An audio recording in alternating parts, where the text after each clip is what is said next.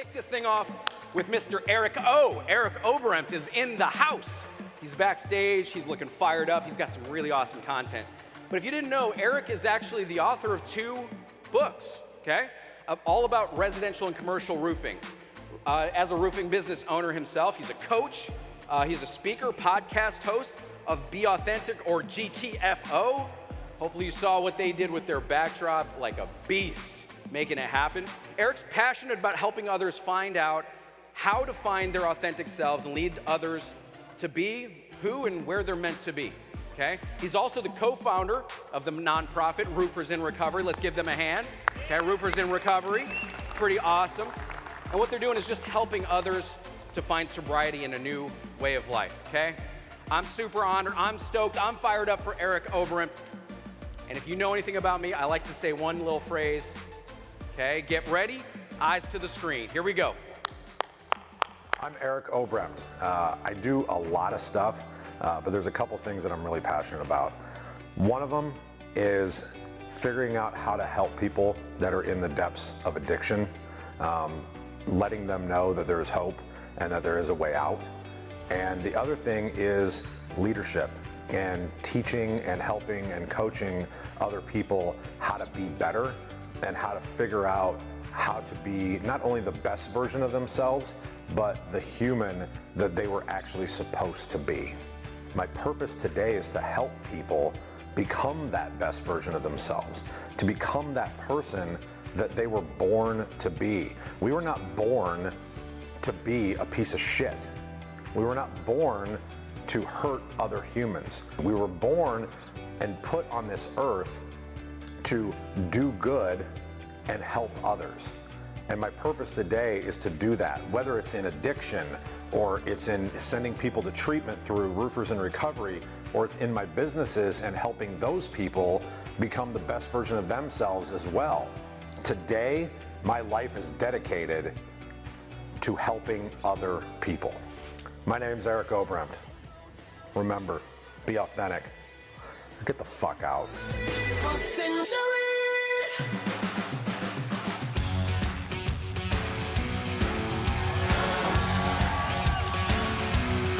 Look at this.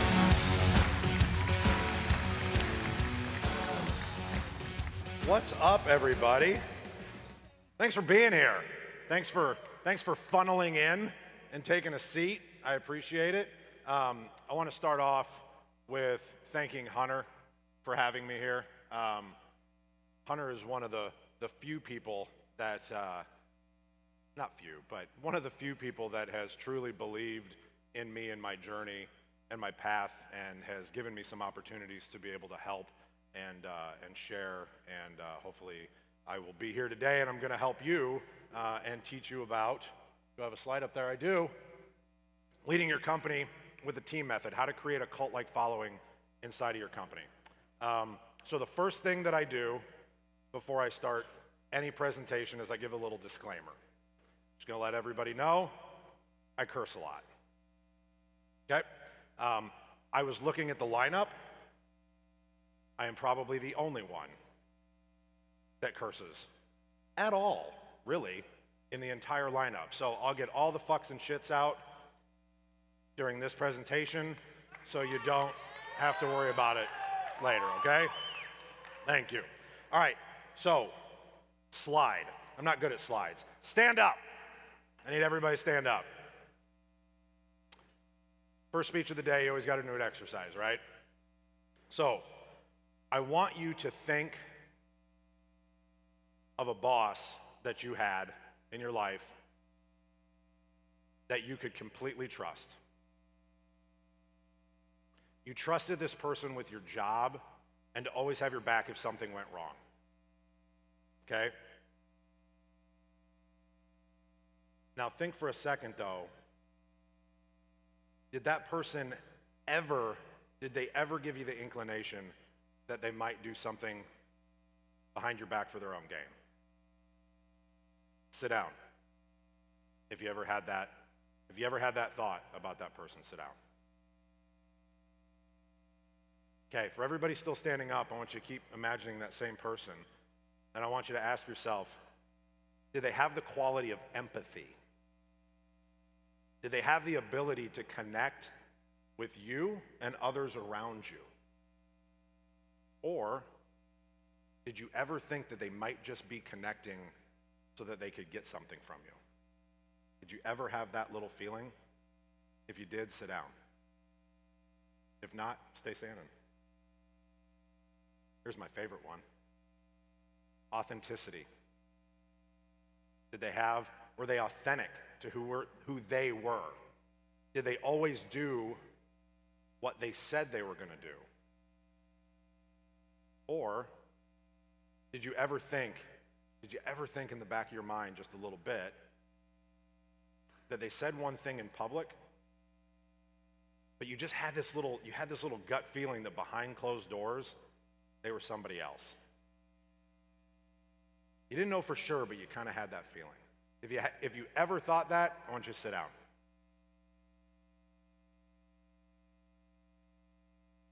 The last one's meaning. Did this person give you meaning in your life and in your job? Did they make you feel like your job made a difference in your life and in others' lives, plural? Or did you feel like you were just showing up for the money? It was just a job. If you ever felt like you were just showing up for the money, sit down. Now, for those of you still standing, this is why I'm so passionate about teaching and talking about utilizing the T.E.A.M method to build this cult-like following. So you've got that person in your head, right? What was it like working for that person? Inspiring. Anything else? Always enjoyed coming to work. You jump on a sword for that guy or gal, right? Absolutely. Okay, everybody can sit down. Thank you.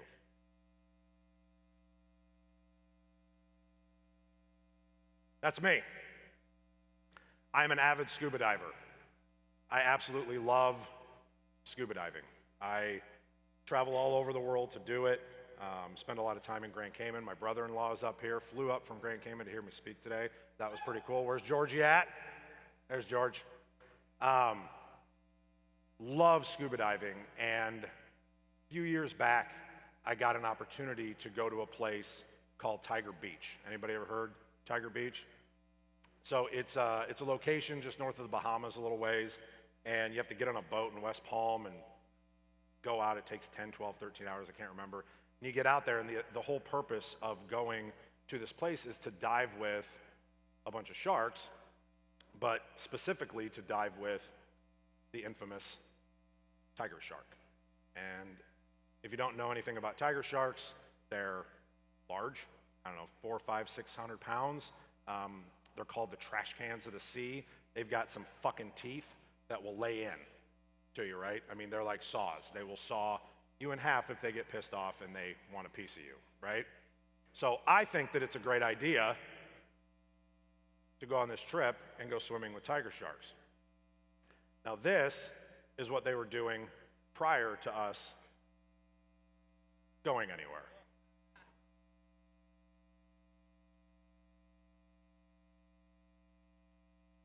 Like, that's happening. So we get out there, and I'm on the boat, right? I'm on the back of the boat, and I'm getting geared up, right? I'm getting my wetsuit on, I'm getting my BC on, and I'm checking my watch, checking my computer, checking the air, getting ready to go. And I look over, there's the dive guide. It's actually that asshole right there with the bucket. And homeboy is getting all geared up in chainmail. Chainmail, like he's going jousting in the medieval times and gonna go find his fair maiden, and I'm hanging out in my neoprene wetsuit. And I'm like, what the fuck is this guy doing? And all of a sudden I look over and he's got a trash can. He's got a trash can full of 1-inch PVC sticks. And I look at him and he starts handing them out to everybody. And I'm like, what the fuck? fuck am I gonna do with a, do you want me to poke at him? Like, is that what you want me? You want me to poke at the tiger shark when it comes by? And he stops and he looks at me. He's like, no. He's like, don't poke at the shark, Eric. I'm like, okay. I'm like, what's up? He goes, we're literally going to go down. We're going to go down to about 50 feet. Everybody's going to get on their knees, and homeboy's going to be chumming up so they can smell everything. And you're going to sit there and you're going to plant that PVC stick right in front of you. And if that shark comes, you're just going to hold it, and it's going to bump its nose and it's going to veer off because it knows plastic's not food.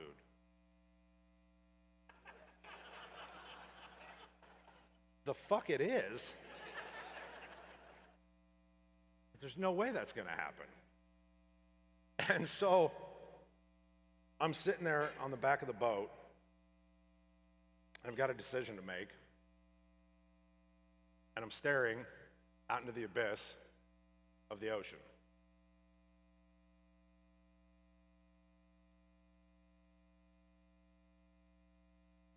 Now, Lake Powell is not an abyss, and there's not any tiger sharks there, I don't think.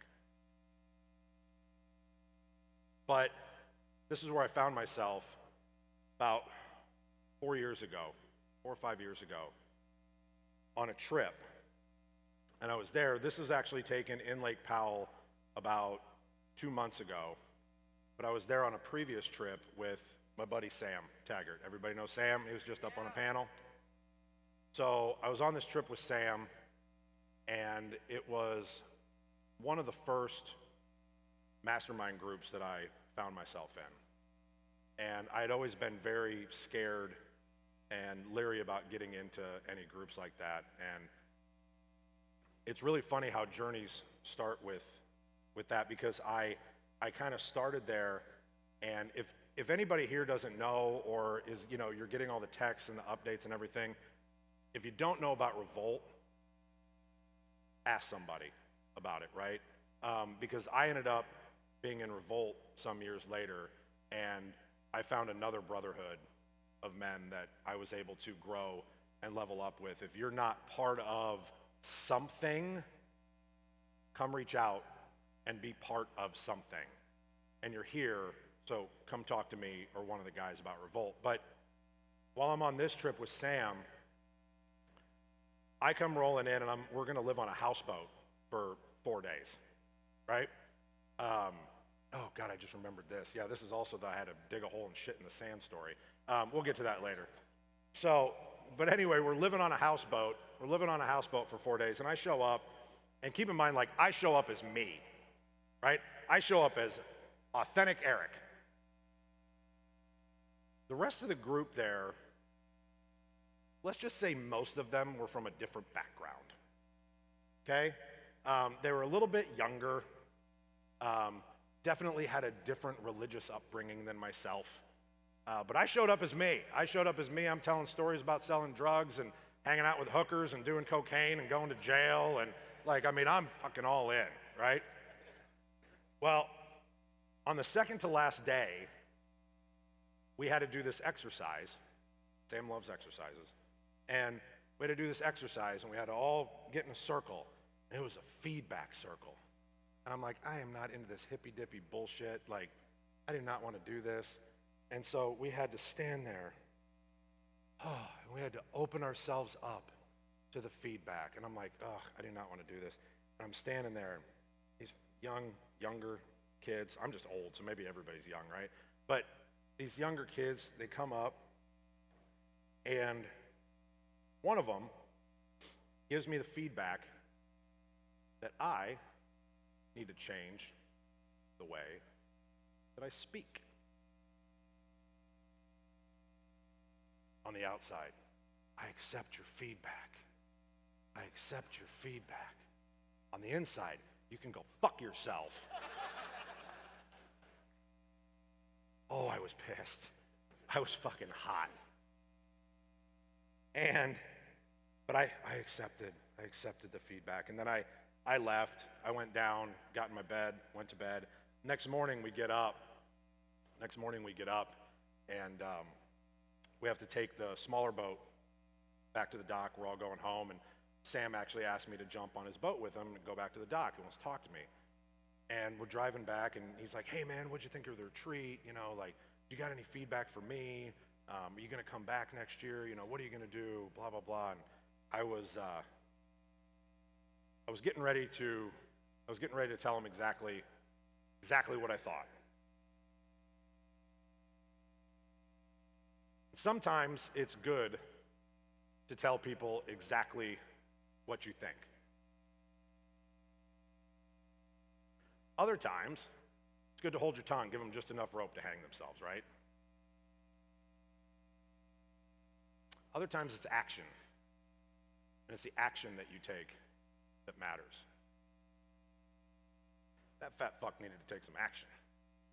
That's me. That's me 13 years ago on my 30th birthday. I was 310 pounds, twice divorced, no kids, no family. I didn't feel like I had anything to look forward to, and I definitely didn't see any light at the end of the tunnel. And I remember that night. So we were having a big party at my little Cracker Jack house. Oh, look at that. There's like a bottle of Dewar's up on the top and some Johnny Black. I didn't realize that was in the picture.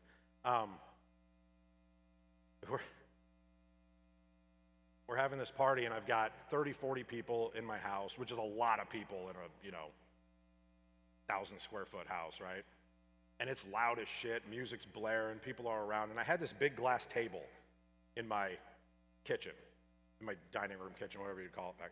So I had this big glass table, and we would do snakes on the table. So you would pour out the biggest, fattest line of Coke that you could pour, and get a big ass straw, and whoever could go the furthest with the straw won if they didn't puke.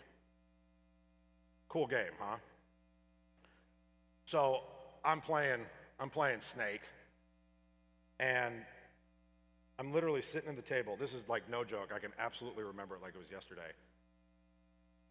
And something happened, and all the music like stopped in my head. I couldn't hear anything. All the people were gone. And I literally I looked up at the ceiling.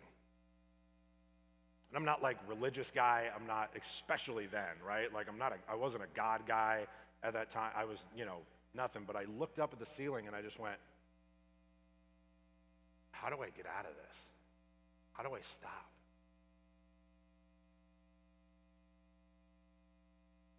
And it was just that fast. And I looked down, and the music started coming back, and the people started coming back in. I could see them again. And the moment was gone, and I went right back to doing that cocaine. Now, 6 months later, this was in May on my birthday. 6 months later, in October, if you're all doing math and I'm wrong, sorry, about 6 months. I've been partying all day and doing coke all day, drinking, selling coke. I also sold drugs. I sold drugs on the honor system, so I would bag up 10 teeners that day, and if you don't know what a teener is, it's $100 worth of coke. That's really all you need to know. So I would bag up 10 teeners of coke, and I'd put it in my middle console of my truck, and people would call me or text me and be like, hey, where you at? I'd tell them, they'd drive over, they'd take a teener, throw $100 in the console, honor system. Most honorable drug dealer in town. So that night I'm driving home, I think. I'm aiming home. And I get pulled over, going down going down the wrong way, down the street. I get pulled over, and it's going to be for my 4th offense felony DUI. And I get pulled over, and Cop gets me out of the car, and he searches me down, and then cuffs me and puts me in the front seat, and I realize that he missed the 2 8-balls I had in my cargo pocket for my personal stash. We missed those. Bullet 1, dodged. So he puts me in the front seat, and I'm sitting there. Puts me in the front seat because I'm like not an asshole. Just an FYI, like if you're not an asshole to the cop, they sometimes will put you in the front seat like your pals. You're not, but they make you feel like that. So I'm in the front seat, and he's like, hey man, I'm gonna go search your truck. I'm like, yeah, whatever, I don't give a shit, go search my truck. Because I'm high, and I have no idea what's going on. He goes and searches my truck, and he comes back, and he goes, hey man, you want this $1,000? What? What $1,000? There's $1,000 in your middle console. Oh fuck, I sold all my coke. Bullet 2, dodged. I was like, yeah, I'm gonna be in jail for a minute, right? And he's like, yeah, you're gonna be there for a sec. I was like, I'll take that. We'll need that for commissary then, I'm assuming. So I take the money, and he's driving me to the precinct, and I'm sitting there, and I'm like, holy shit, I still got these 2 8-balls sitting in my pocket. How the hell am I gonna get rid of these 8-balls? Because if I don't, for all of you non-criminals out there, like if you go to jail, like they take your clothes and they search them. So if they find cocaine, I'm going to get another charge of introducing contraband into jail, right? So I'm like, hey man, when we get to the precinct, I really gotta piss. I know this booking thing takes a minute. Can I take a piss real quick? He's like, yeah man, no problem.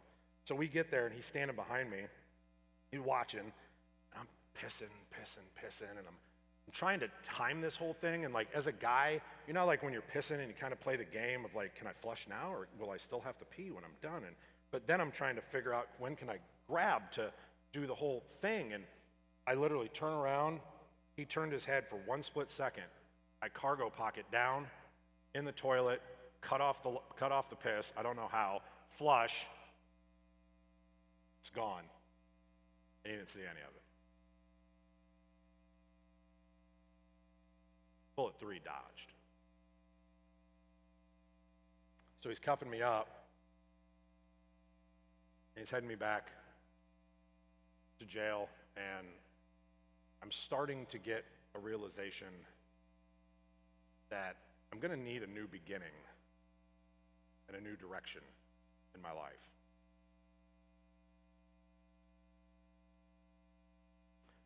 That's my grandpa, Delton Mares. Back in 1965, when my grandfather started D&M Roofing, pretty sure he did not know that he was going to be setting a stage for a new direction in my life.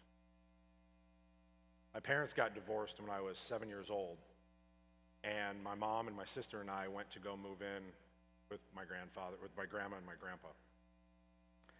And in that moment, my grandpa became my dad. He became the guy that he took me to ball games. He took me to the racetrack. I was 10 years old, and I learned fractions because I went to the track so I could learn what a 3 to 5 bet paid on $2, right? My grandpa was my best friend in the world. He was my confidant. He's also the person that taught me what meaning was. But not only him, but I would hear stories from the people around him and from other people in my family about the time that this picture was taken.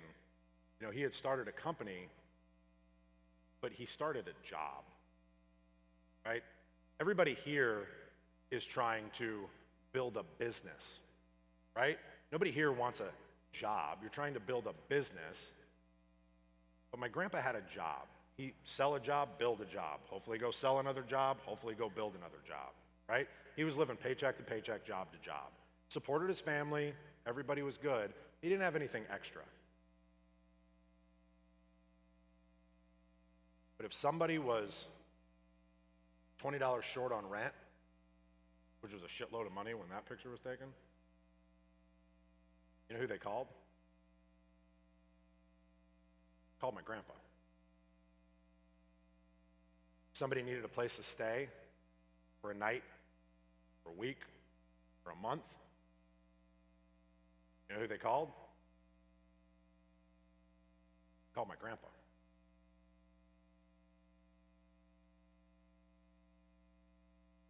He taught me to help. He taught me what it meant, what helping meant to him, and what family meant to him. And he literally taught me this until the day that he passed away, when I was sitting next to him and I had my hand on his heart as he took his last breath.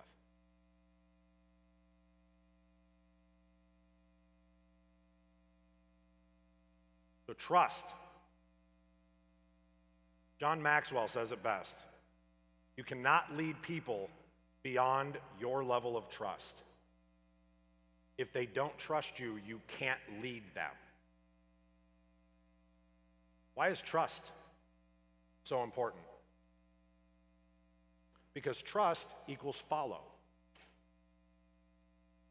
You know what trust also equals? Safe. People want to feel safe. How do we do that? How do we do that?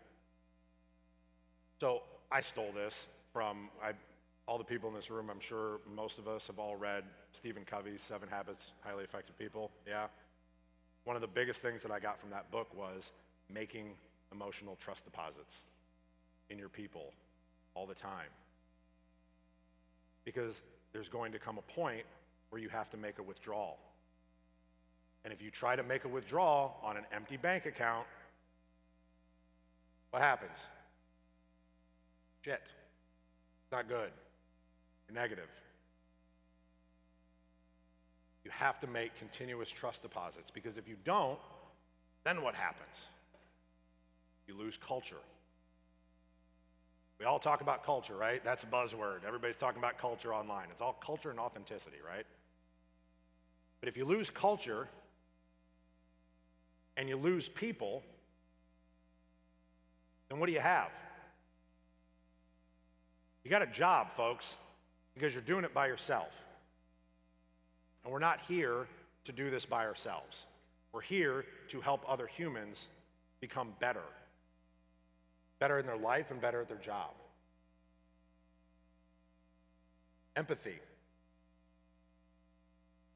You can either be rich or you can be right. If you want to be rich, have empathy. It was said by Clay Moffitt, my personal life coach. A little woo-woo fucking hypnotizes me and does all kinds of goofy shit to me. But Clay Moffitt said that.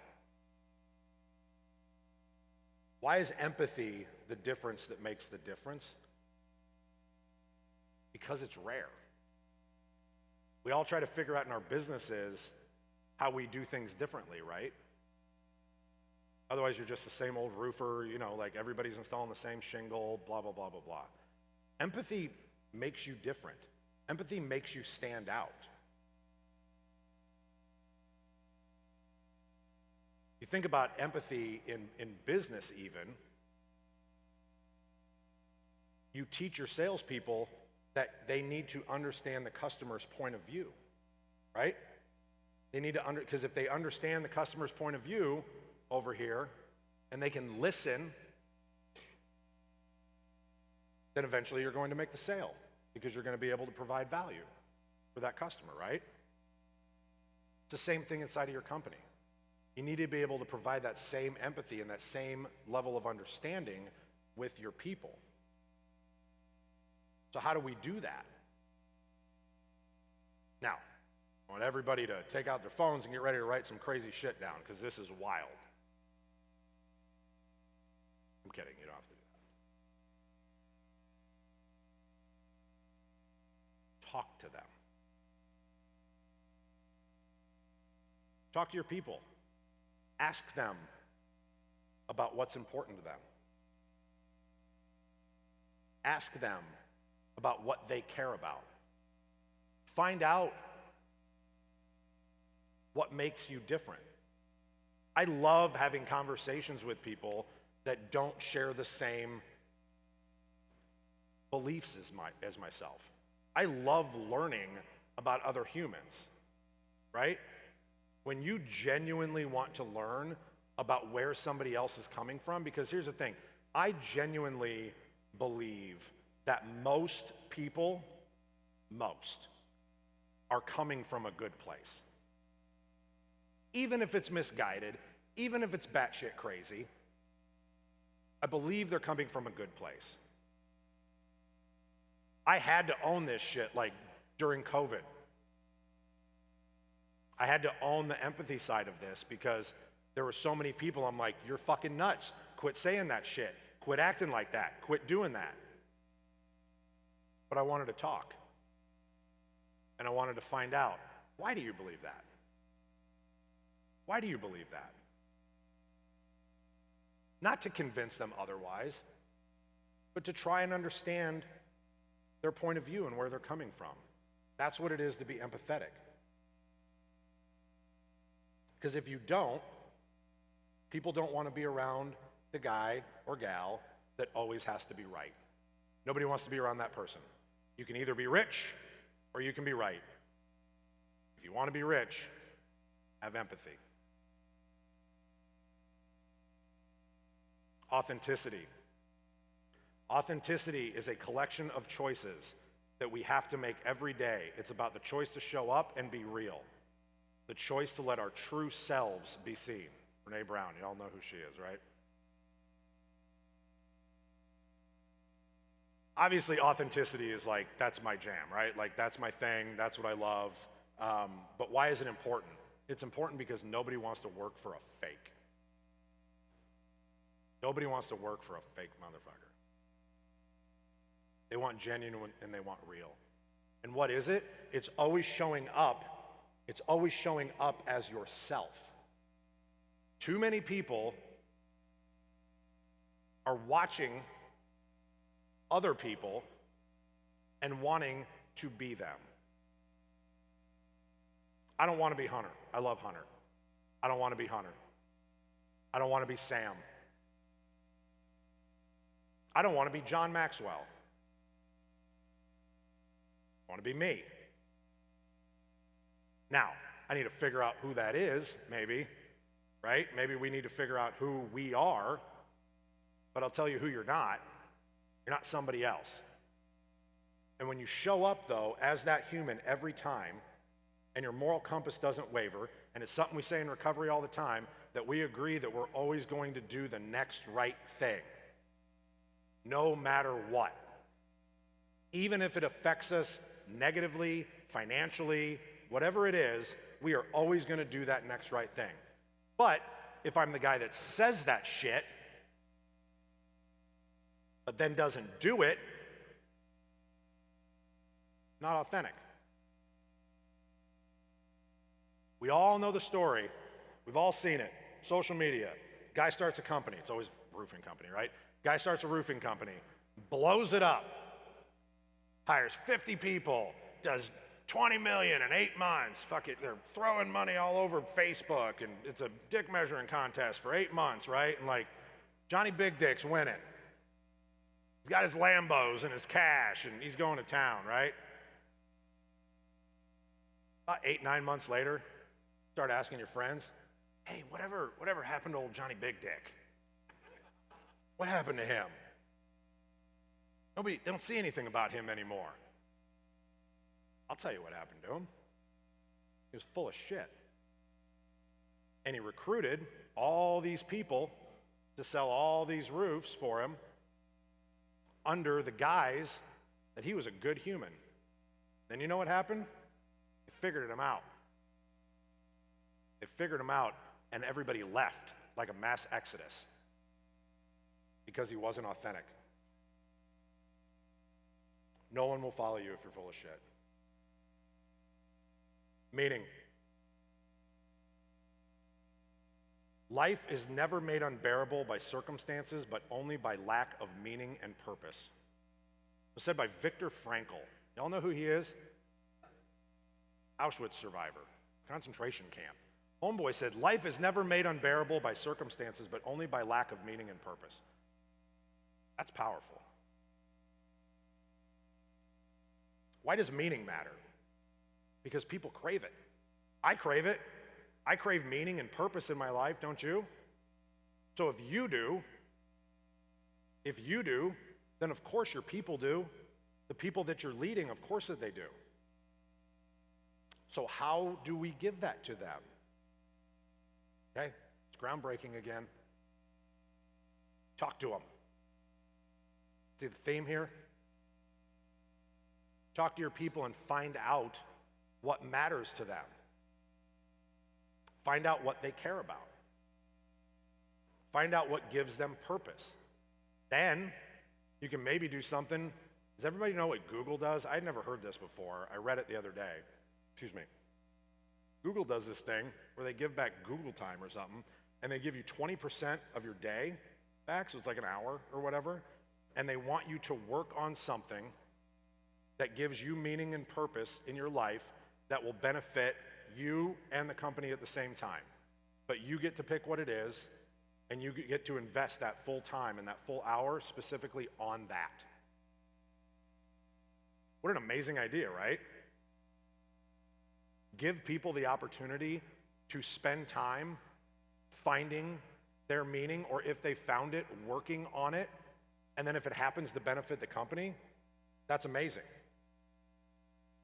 Because if you don't have meaning, if you don't give meaning to your people, you don't make them feel like they're part of something bigger than just themselves, and they're not just there for a paycheck, that they're there for something bigger, you won't connect. You won't be able to make connections and make real relationships. And people are only going to think of you as a boss. And what they're doing for you is a job. And I know that there's nobody in here that wants that. Right? So this is usually the point in my presentation where I stop and ask if there's any questions, but I've went a little long, so I'm going to trudge forward, and if anybody does have questions, just come find me after. I guess I'll wrap up those stories that I started.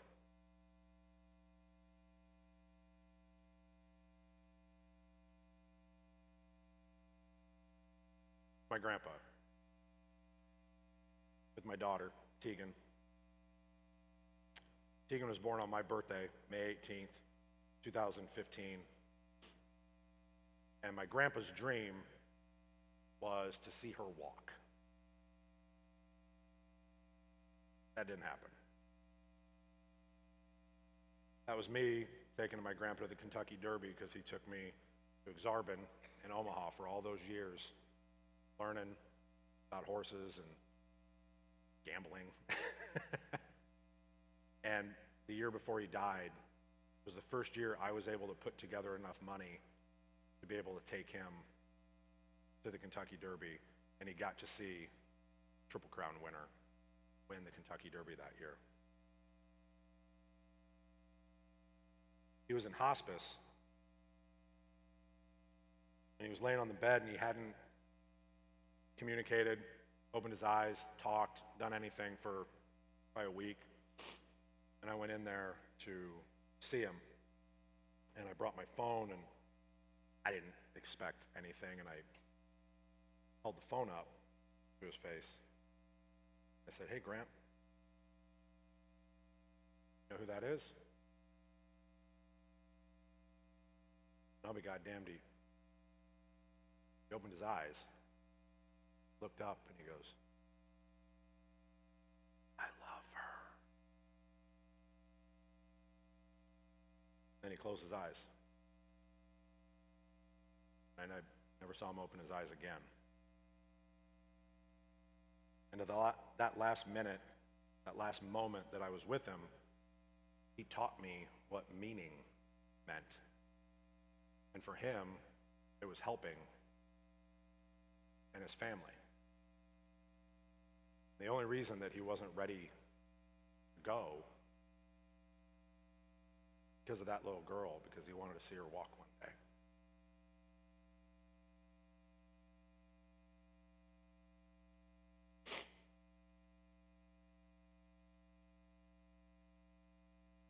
Back to the precinct. Going to jail. And I thought it was the worst day of my life.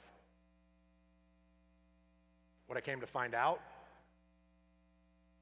it ended up being the best day of my life.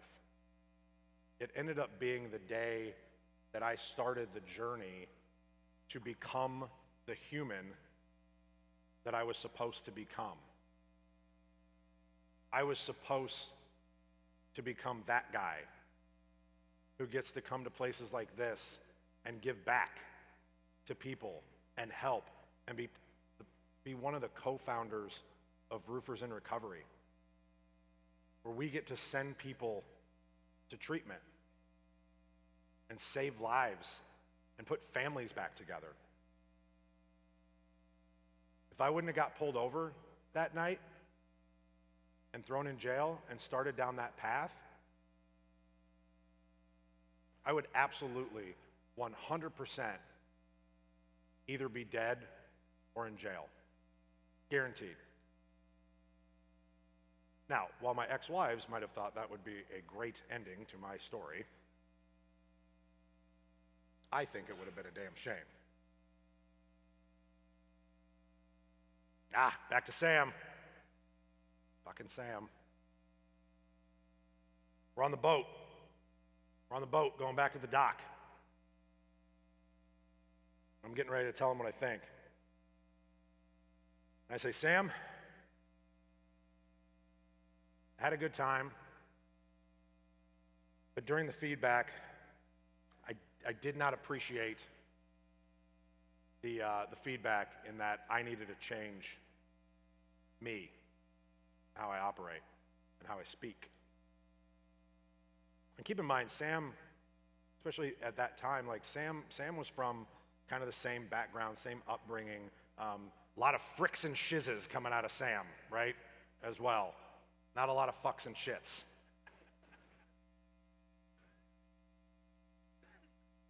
Sam sat on that boat, though, and he looked at me, and he said, Eric, nah, man, nope. Because I don't think you should change anything about who you are. Because the fact is that you show up authentic to who you are every single time, no matter what, no matter the consequences. And because of that, that's why people are going to follow you. And that's why you're going to be successful. Dude, I was floored. That was probably the greatest moment of empathy that I had been a part of as a grown man. And because of that, I will follow him wherever he asks me to go. And he's asked me to go a lot of places, and he's broke bones and messed me up real good. But I still do. And that's part of the reason why. Because of empathy. It also led me to this new quote that I live by. I live by this quote. And it was said by the famous Sam Kinison. Does everybody know who Sam Kinison is? Sam said, it's not about everyone liking you. It's about a small percentage of the world that fucking love you. That's powerful. When you understand this, and I mean truly understand it, it'll change your entire world and you'll become free.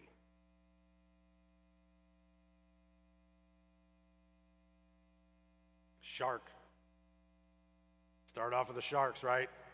So I was free to stay on that boat.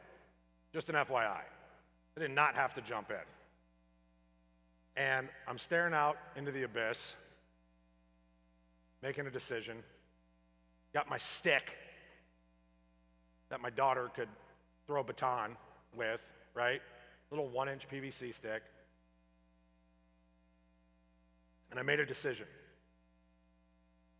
I made a decision to trust. I made a decision that these people knew exactly what they were talking about. They had done this, obviously, numerous times. They were well trained. They had been through whatever they had to go through to become the people that could take you out to Tiger Beach, right? I decided to trust in the process. Now, one quick piece of information that they gave me right before we jumped down was they named the sharks, and 2 of the tiger sharks had my ex-wife's names. I know that sounds like I'm making it up. I am absolutely not making that up. And I'm like, I'm fucked. I jump into the water. I go down, I'm on my knees, got my stick. No shit. That is the picture. I had a GoPro on. That was my stick. And that was Allison, fucking Allison, coming at me. And I'm holding firm. And she came right at me. I held my stick. And she bumped off the stick and went away because she knew that plastic wasn't food.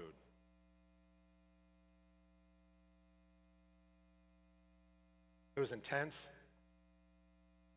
It was amazing. And it made me realize that sometimes you just need to take a leap of faith. And remember, everybody, be authentic, get the fuck out.